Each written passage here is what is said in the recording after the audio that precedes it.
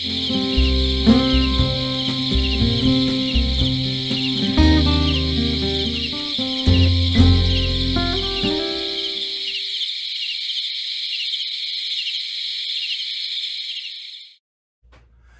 Hafner here again with the Arkansas Game and Fish Commission, educator at the Potlatch Conservation and Education Center at Cooks Lake. Today we're back in the shop. It's hot summertime, which is a great time to work on getting your gear ready for hunting season. Today we're going to be making Texas rigs for our decoys. Now, if you're a fisherman, you've probably heard the word Texas rig before. It's a weight, slips weight on your line, above your hook, goes back and forth. Well, this is real similar. Now, a lot of times on your decoys, you think of long lines, 10, 15 feet deep, that you wrap around the keel. But these are quick, efficient rigs. You can buy them in the store. They're generally $5 or more a piece, but they have a clip on them. This one, actually, I'm going to put through the keel of the decoy, so you can't quickly detach them and attach them, but it will work really good if you've got a place that you're always going to want the same depth, and these are the decoys you're going to use. So let's get started with what we need. We've got a decoy, and now these are older decoys. Picked them up at a estate sale for next to nothing. Already had the weights with them. I took those long lines off to make my own rigs. Got a 36-inch piece of weed eater line. Now, you could also, if you want to, you could order 400 or 500 pound monofilament fishing line and cut that.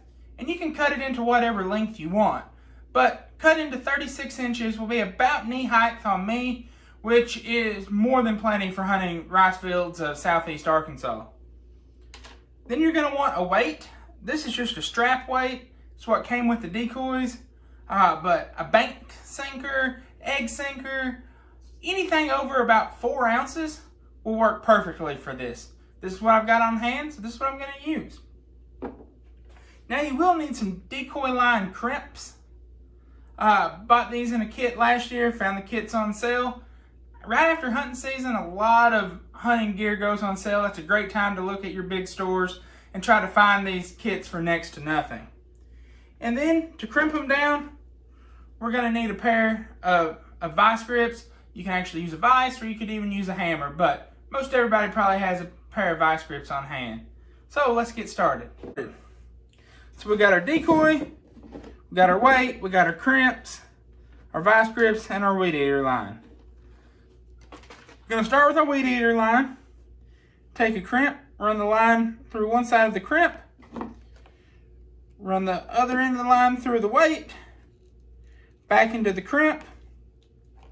Now, we'll take our vice grips, or if you're using a vise or a hammer, you just want to tighten that down, crimp it down.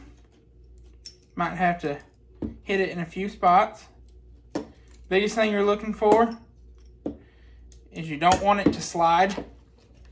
So now you got a good closure, not sliding. Now we're going to run it through our decoy. Now you can run it through the back hole or the front hole of the decoy. I like to change it up, that way the ducks are kind of facing different direction when it gets windy. On this one, we're going to go through the back, and we're just going to run it right through this hole in the back of the keel of the decoy. Bring it through. Now we're going to want to make our loop. And you want to make your loop big enough that it's nice and easy to pick up, get it on your carabiner.